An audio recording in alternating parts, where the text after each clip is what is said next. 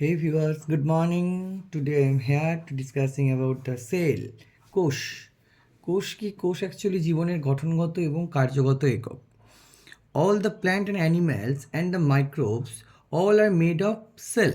প্রত্যেকেই কিন্তু কোষ নিয়ে তৈরি। Without cell we can not thinking about our life. আমরা কোষ ছাড়া কোনোভাবেই জীবন ভাবতে পারি না। That's why cell is the basic unit of our life. Cell is discovered first by Robert Hooke in the year 1665. 1665 সালে প্রথম রবার্ট হুক আমাদেরকে কোষ সম্পর্কে ধারণা দিয়েছিলেন। তিনি কর্ক সেল থেকে প্রথম কোষ তৈরি দেখিয়েছিলেন আমাদের। স্লেডেন অ্যান্ড সোয়ান তারা আমাদের কোষ তত্ত্ব সম্পর্কে বলেছেন। They give the theory of cell theory. Okay, Virchow says all the cells are developed from the previous cell. সমস্ত কোষই তার পূর্ববর্তী কোনো না কোনো সেল থেকে ডিভিশনের মাধ্যমে তৈরি হয়। Okay, here we discuss about the structure of a plant cells. আমরা এখানে একটু ডিসকাস করেছি যে একটা উদ্ভিদ কোষ দেখতে কেমন হয় এবং উদ্ভিদ কোষের প্রধান অঙ্গগুলো কী কী। যদি আমরা একটা উদ্ভিদ কোষ লক্ষ্য করি তাহলে আমরা দেখতে পাবো একটা উদ্ভিদ কোষের মধ্যে একটা কোষের সমস্ত বৈশিষ্ট্যই রয়েছে। যেমন ধরো একটা সেল মেমব্রেন রয়েছে, একটা সেল ওয়াল রয়েছে, একটা নিউক্লিয়াস রয়েছে, মাইটোকন্ড্রিয়া রয়েছে, গলগি বডিজ রয়েছে, আরও অনেক কিছু রয়েছে। তো এখানে যদি তোমরা দেখতে পাবে আমি ডিসকাস করেছি ফার্স্ট কোষ প্রাচীর বা সেল ওয়াল। একটা যদি প্ল্যান্ট সেলস দেখি, প্ল্যান্ট সেলসের যে outer layer, that is the hard layer of the membrane. This is the hard layer of the membrane, outer layer, that is known as the cell wall. Okay, cell wall have defined features like it is the outer layer of the cell. এটা বাইরে সব থেকে শক্ত একটি আবরণ। It is made of cellulose. এটা cellulose দিয়ে তৈরি, and it gives the cells its shape, its rigidity. Okay, and it protect the cells from the injury. Okay, এটা কোষকে বিভিন্ন ধরনের ক্ষতি থেকে রক্ষা করে। আউটার যে সমস্ত বাইরের আঘাত বা বাইরের সমস্ত কিছু ঘটনা যেগুলো একটা সেলের ক্ষতি করতে পারে, সেই সমস্ত কিছু থেকে কোষকে। এরপরে যাব কি প্লাজমা মেমব্রেন। একটা কোষের বাইরে রয়েছে কি সেল ওয়াল, কোষ প্রাচীর, তার ভেতরে রয়েছে কোষের কি প্লাজমা মেমব্রেন।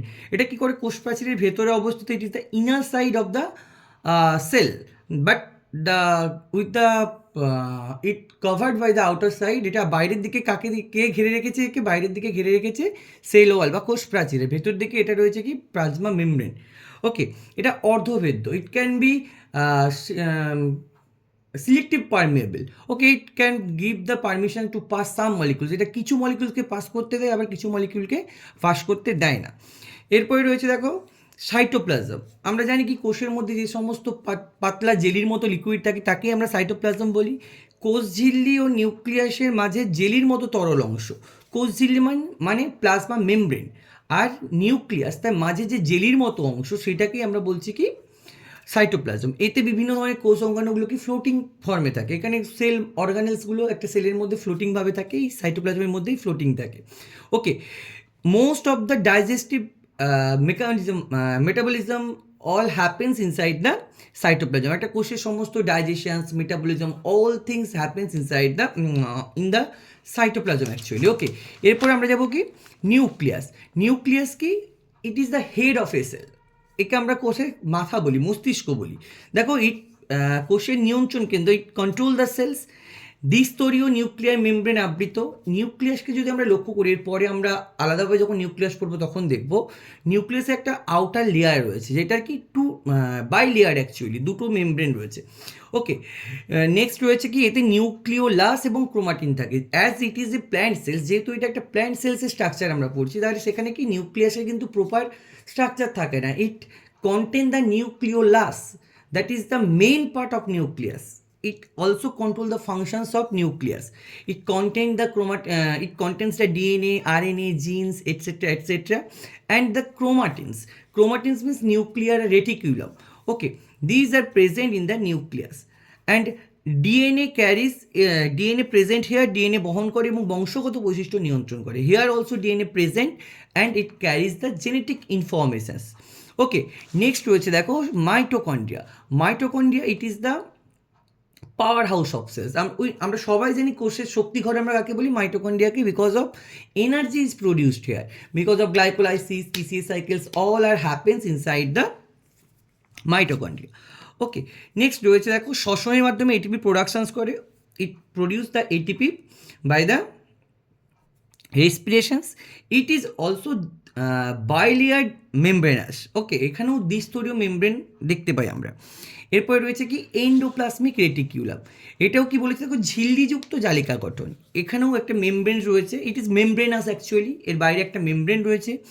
এটা দুই ধরনের আমরা এন্ডোপ্লাজমিক রেটিকিউলাম দেখতে পাই, one is smooth endoplasmic reticulum and other one is rough endoplasmic reticulum.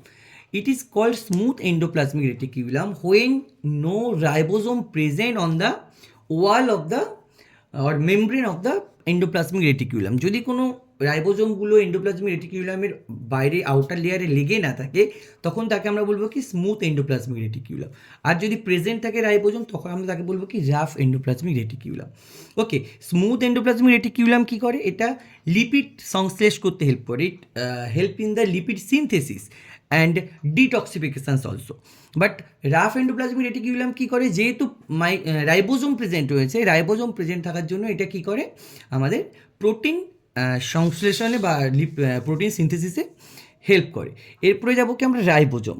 Ribosome বলেছে ঝিল্লিবিহীন ক্ষুদ্র কণিকা, ঝিল্লিবিহীন মিনস নট মেমব্রেনাস, এখানে কোনো মেমব্রেন প্রেজেন্ট থাকে না। Okay, and smaller molecules, smaller organelles actually.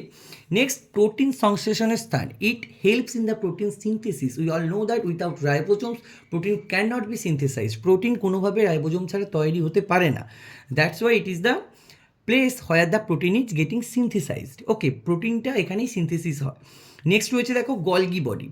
Golgi body বলেছে প্রোটিন ও লিপিডকে পরিবর্তন ও প্যাকেট করে, after synthesis of a protein it can not be active, এর মধ্যে অনেক ইনঅ্যাক্টিভ ফর্মও থাকে, সেই ইনঅ্যাক্টিভ ফর্মকে কেটে বাদ দেওয়া, তাকে অ্যাক্টিভ ফর্মে কনভার্ট করা, তাকে প্রপার সাইজ দেওয়া, সেই সমস্ত কাজ কিন্তু আমাদের এই গলগি বডিজের মধ্যে হয়। এই জন্য আমরা গলগি বডিজকে বলি পোস্ট অফিস বক্স। ওকে, কোনো একটা প্রোটিন তৈরি হলো, সে গলগি বডিজের মধ্যে এলো, তারপর তার এক্সেস পার্টগুলো কেটে বাদ যাবে, তাকে অ্যাক্টিভ ফর্মে কনভার্ট করা হবে, তারপরে সে কী করবে, তাকে পাঠানো হবে কোথায়, তার অ্যাক্টিভ স্থানে, তার কাজের জন্য তাকে ছেড়ে দেওয়া হবে।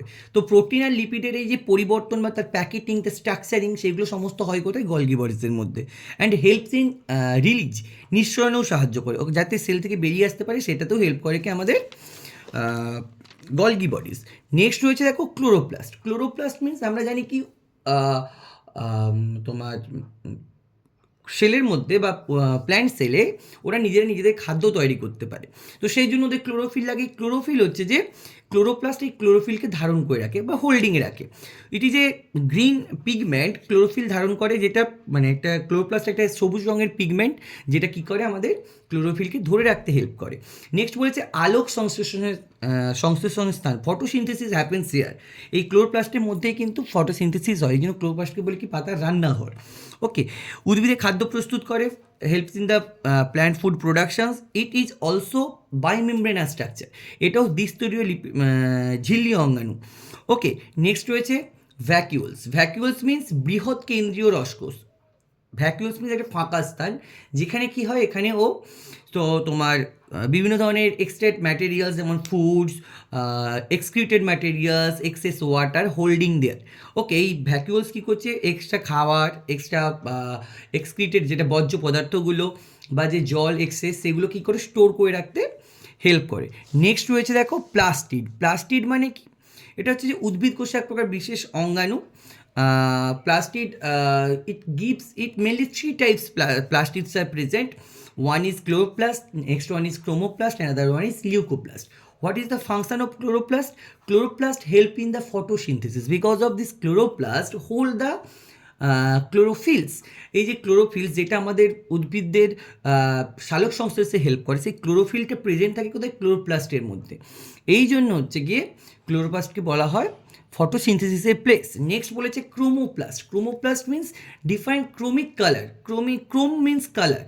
ওকে, বিভিন্ন যে কালার, এই যে ফুলের কালার, তার পাপড়ির কালার, পাতার colour, all will be controlled by the chromoplast. That's why here you can see chromoplast helps in the colouring or colourations রং প্রদানে হেল্প করে। Next one is leucoplast.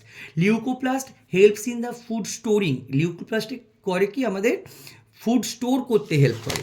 Okay, leucoplast help in the food storing. Here you can see the structure of a basic structure of a plant cells. Here you can see it is a membranous structure, bimembranous structure, outer layer cell wall, inner layer cell membrane.